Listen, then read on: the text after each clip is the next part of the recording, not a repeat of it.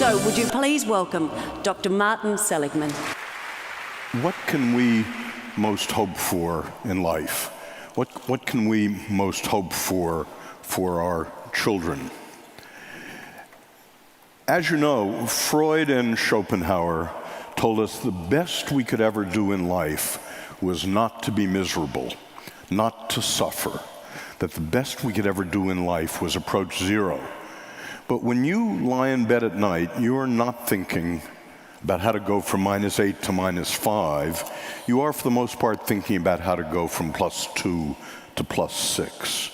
So what I want to talk about today is the possibility that there is life above zero, and that human flourishing, well-being, is what we can hope for our future. I believe the thesis that the best we can do in life is to relieve misery is empirically false, it's morally insidious, and it's politically a dead end. So I'm going to talk about the opposite today. Here's what we'll do in a half an hour. I've just said what we can most hope for in life. I'm going to argue and show you some data that well-being itself is a plausible individual and a national goal, and that it's something well over and above the absence of misery. Then the question is, can it be defined reasonably well, and what is it we would want to build?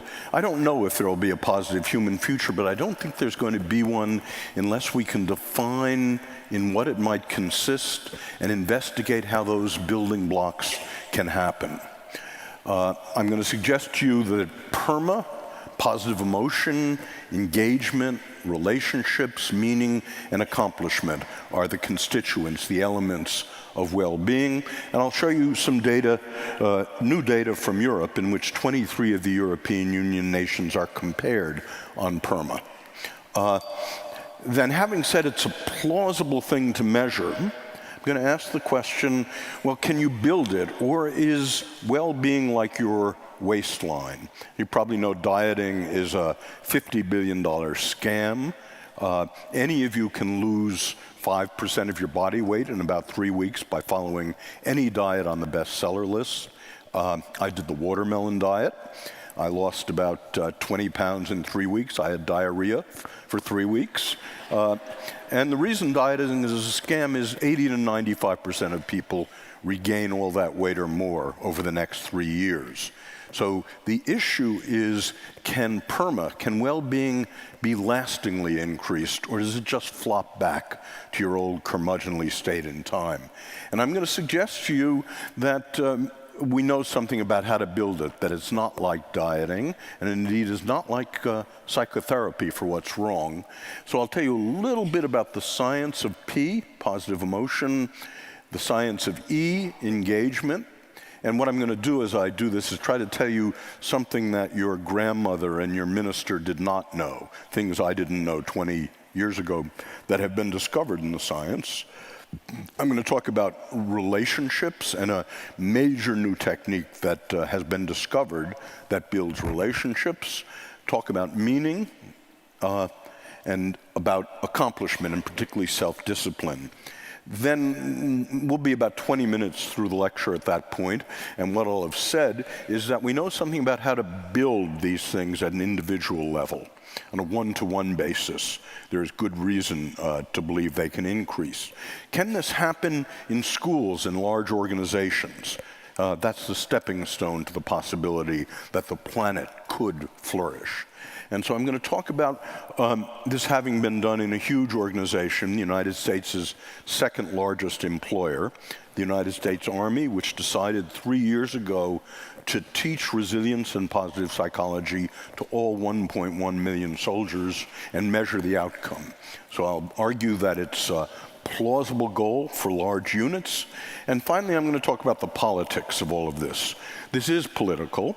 It's not political in the sense of left versus right. Left versus right, to my mind, is the question of, given that we agree on goals like wealth or military adventurism, who carries them out? Are they carried out by individual or by state means?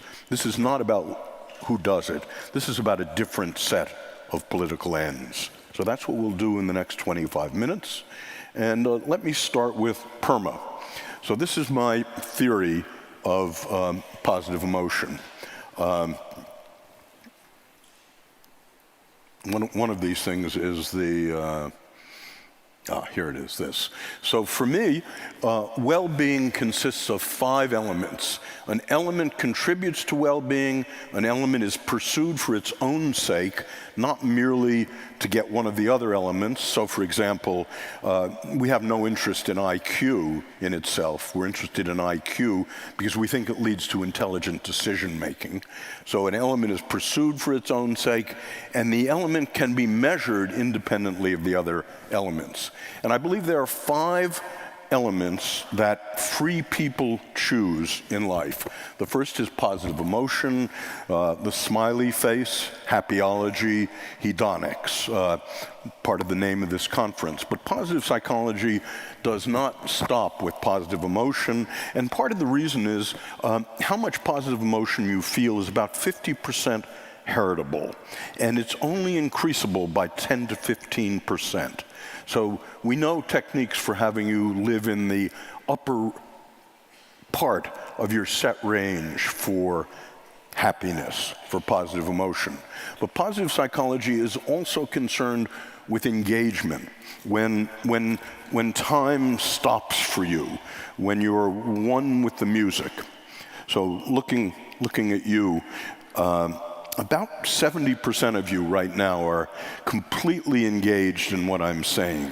The other 30% of you are having sexual fantasies, by the way. So we're interested in when people go into flow. We're interested in relationships with other. And that's crucial because if you think about when you're in your highest positive states, it's almost never solitary. Think about the happiest you've ever been. I have no idea what it'll be, but it's almost always going to be with other people. Very interesting. We've evolved to be hive creatures. The hedonic system is built around other people.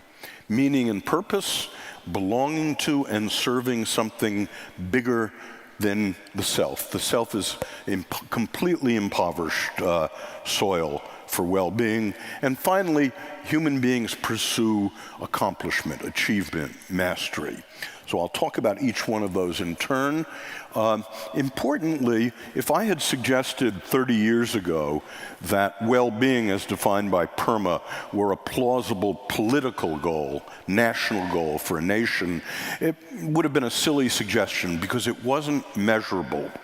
Well, what's happened in the last 30 years is each of these elements is now respectably measurable, that probably as well measured as things like GDP.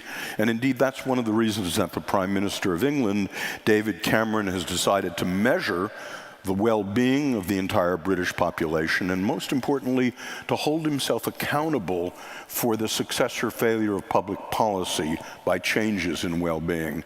And most importantly, they're not like the dieting scam. Each of these things is teachable. You can actually have more of each of PERMA in your life, and I'll just talk a little bit about the research on this. So let me start with the measurement question. Is this, in order to be a plausible national or planetary goal, it has to be measurable. So here's what Timothy So and Felicia Huppert did last year. They went to 23 European Union nations and asked PERMA questions of 2,000 adults in each of those nations. And they asked what percentage of adults are flourishing by PERMA criteria. And Denmark, as usual, leads the pack with almost 40% flourishing. The UK and Germany are in the middle. France and the former Soviet Union are at the bottom with under 15%. No one's done this for Australia or for the United States for that matter, so we don't know where Australia and the United States sit.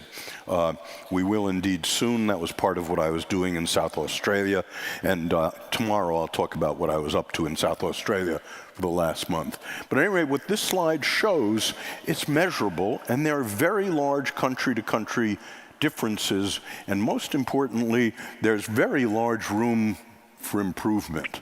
It's commonly said that our children will not have as much money as we do. I'm not an economist, I don't know if that's true, but there is plenty of room for our children to be happier, to flourish, to have more well-being than we do, and that is indeed the theme of what this is about.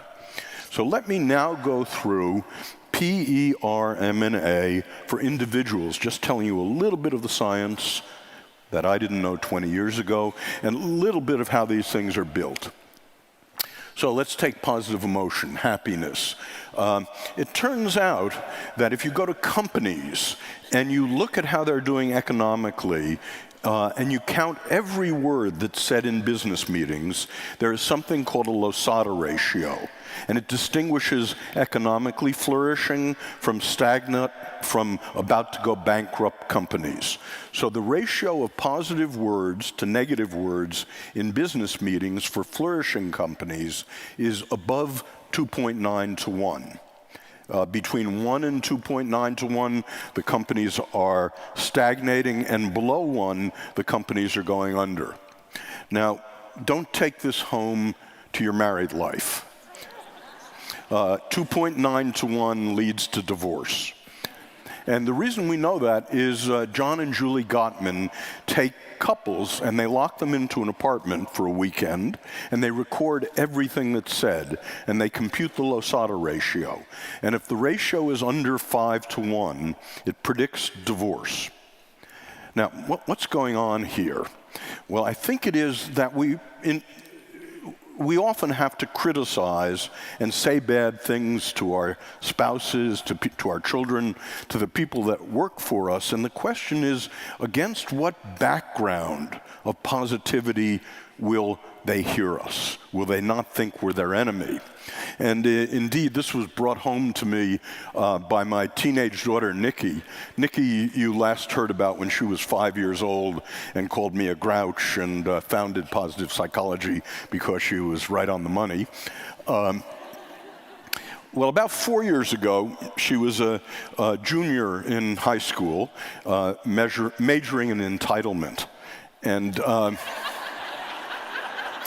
I came home one evening and I was all excited about the Losada ratio, and I told the family about it, and then I went to work on the computer. It was a Thursday night, and about 11 o'clock, Nikki came downstairs and said, "Daddy, will you drive me to a party?"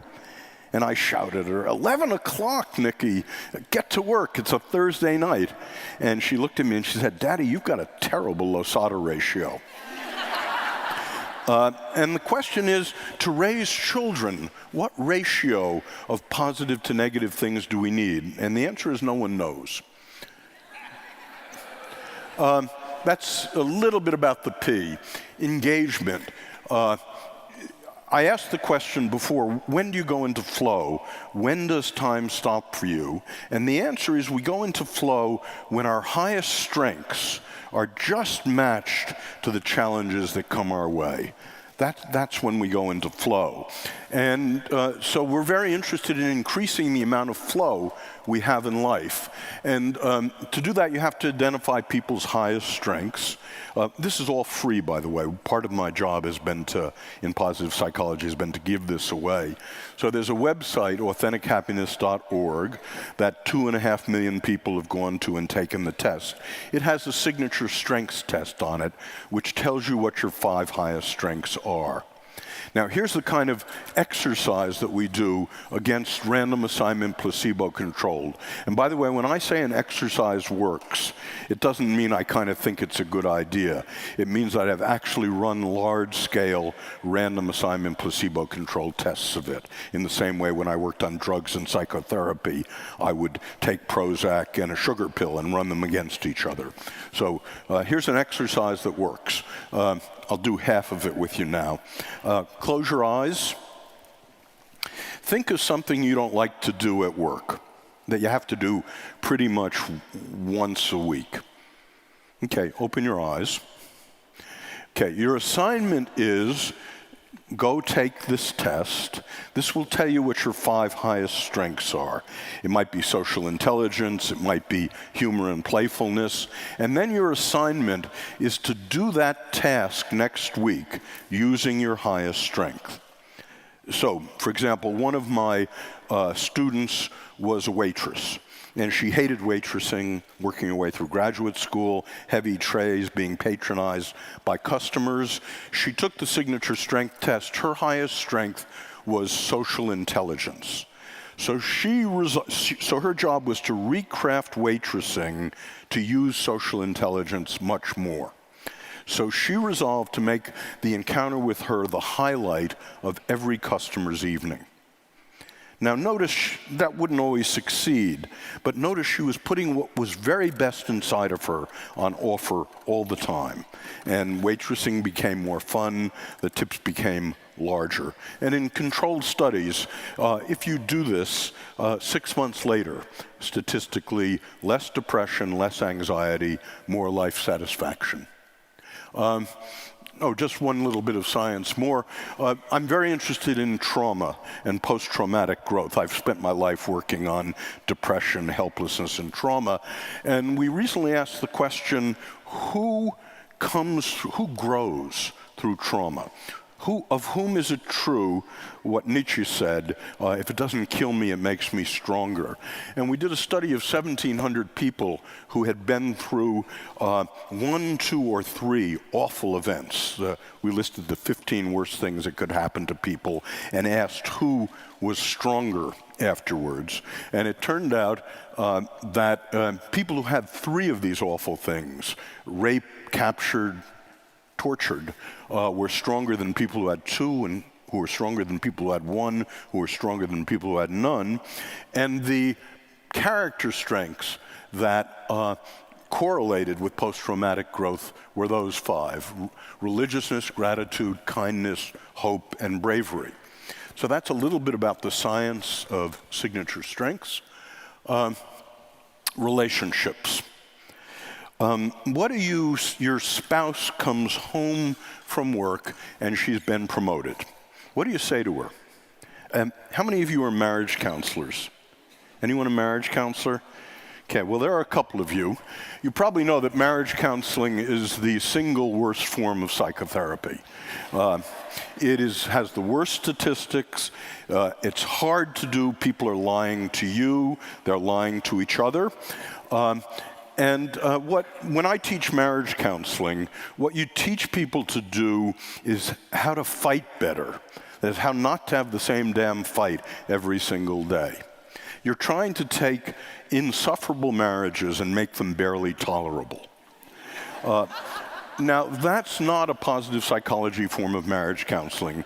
So Shelley Gable, who I think will be speaking at this meeting, 7 years ago did something tremendously interesting. She said, let's not look at how people fight, let's look at how they celebrate together.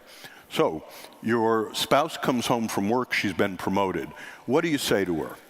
Well, most people say, and this is what I did before I read Shelley's work, congratulations, dear, well deserved. Passive, constructive. You might as well not say anything at all. A lot of people, and I work with drill sergeants now, and I'll tell you about them momentarily, do active, destructive. You know what tax bracket that's going to put us in? That's not good. Passive, destructive is what's for dinner? Not good. The one that works, and what Shelley does, is active constructive, which is that report you wrote for the company on the pension plan. That's the single best report on fiscal matters I've read in my 25 years in business. Now, let's relive what happened today. Exactly where were you when your boss told you were promoted? And exactly what did he say? And what do you think the real reasons are you've been promoted? And how can you use those strengths more with me and with the kids and in church?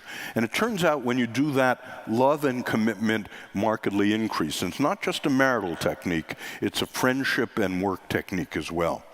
So that's a little bit on R.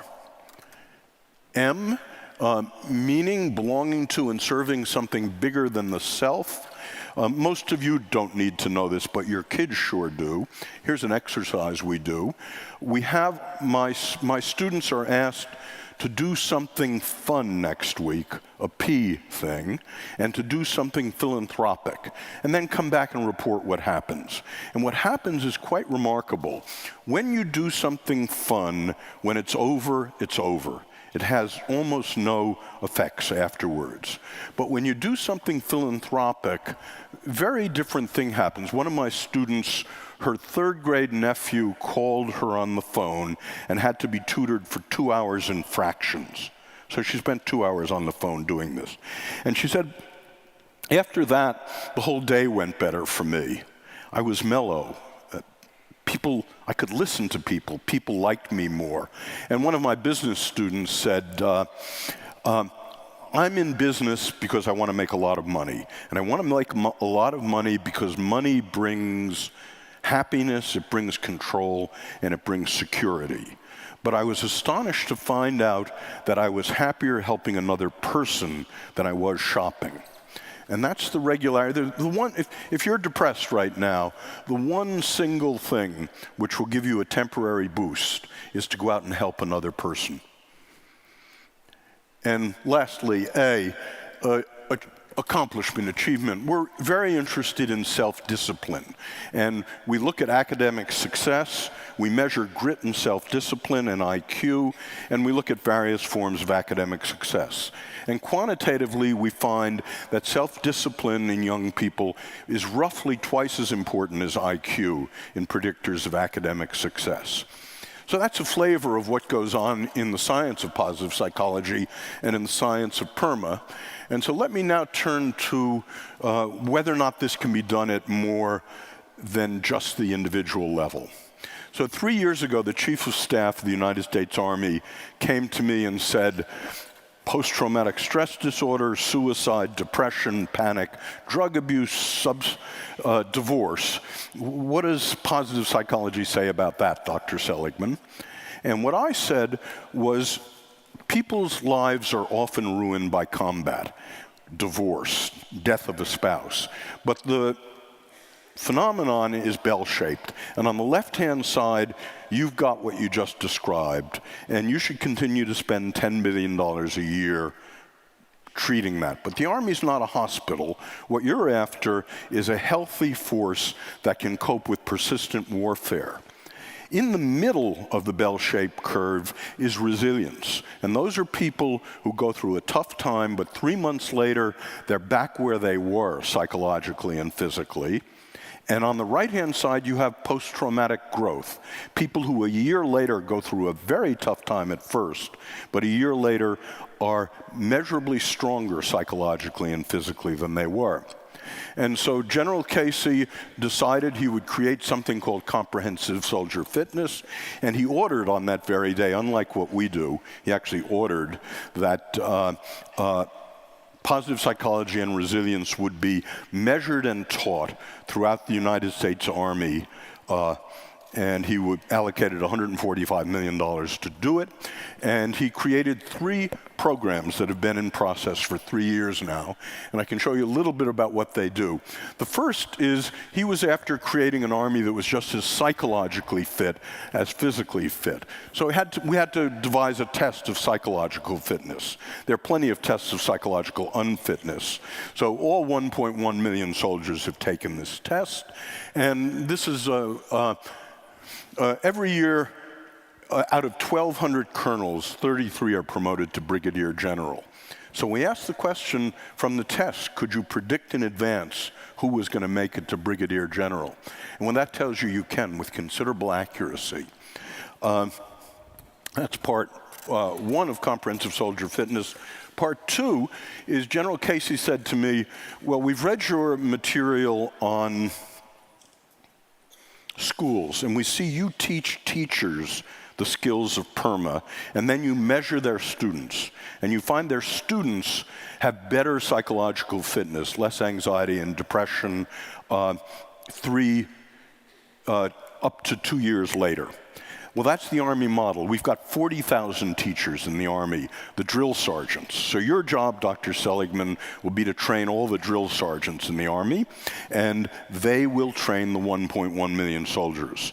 So now 180 drill sergeants come to the University of Pennsylvania every month, and we teach them the PERMA skills and the PERMA exercises, and we have the first data on it. And it basically shows that if you have had a positive psychology trainer in your company and you're deployed, your psychological strengths go up. If you haven't, they stay the same or go down. And similarly, we found with suicide that soldiers who've had training in PERMA have lower suicide attempts and suicidal ideation than the rest of the troops. So let me conclude. And importantly, this works better in younger soldiers than in older soldiers, and it's part of what we find in working with schools. So let me conclude what I've said today, and it's the politics. It asks the question, what is wealth for? Why do we care about unemployment and GDP? And the reason is, to my way of thinking, what we really care about is well-being. So to my way of thinking, money is in the service of well-being. And indeed, that's what the Prime Minister of England has decided to measure, global well-being. You might think this is an impossible national goal, but when nations are poor and at war and in famine, in plague, they naturally turn to defense and damage. But when nations are wealthy, not in plague, not in famine, not at war, they look for something more in life. This was the question I began by asking, what more is there than the alleviation of misery? Well, Florence is the best example of this, I know. In the 1450s, Florence became tremendously wealthy, mostly due to Medici banking genius. And it asked the question, what should we do with our wealth? And under the leadership of Cosimo the Elder, it decided we should devote our wealth to beauty. Now, I'm not suggesting that Australia, North America, and the European Union take up sculpting at this point. Rather, I'm suggesting that you are at a Florentine moment. You look like Florence, actually look much better than Florence actually looked. And the question is, what are we going to do with this wealth? And what I've suggested is what we're going to do is to increase the well-being on the planet. So I want to close by saying what Nietzsche said about human history. Nietzsche said that human history divides into three phases. The first is the camel. The camel just sits there and moans and takes it. The second phase of human history for Nietzsche is the rebel. The lion. The rebel says no. The rebel says no to poverty, no to discrimination, no to plague. And Nietzsche says, well, I think you have to be blinded by ideology to see that in the last 200 years, the politics of no has worked. There is almost less, there is in fact less of almost every bad thing on the planet than there was 500 years ago. Steve Pinker's book, by the way, best book last year, Better Angels of Our Nature, is about a 30-fold decrease in your probability of violent death over the last 500 years. But the politics of no has worked. And then Nietzsche asks, what can all human beings say yes to? Let's imagine that no worked. Let's imagine we got rid of all the evils in human life. What would we do? And that's what I've tried to say today. That's what the child reborn does. The child reborn says yes. And I would suggest that every human being can say yes to more positive emotion in life. Every human being can say yes to more engagement in life. Every human being can say yes to more noble purpose in life. Every human being can say yes to better human relations. And every human being can say yes to more positive accomplishment. Every human being can say yes to flourishing, and that is the hope for our future. Thank you.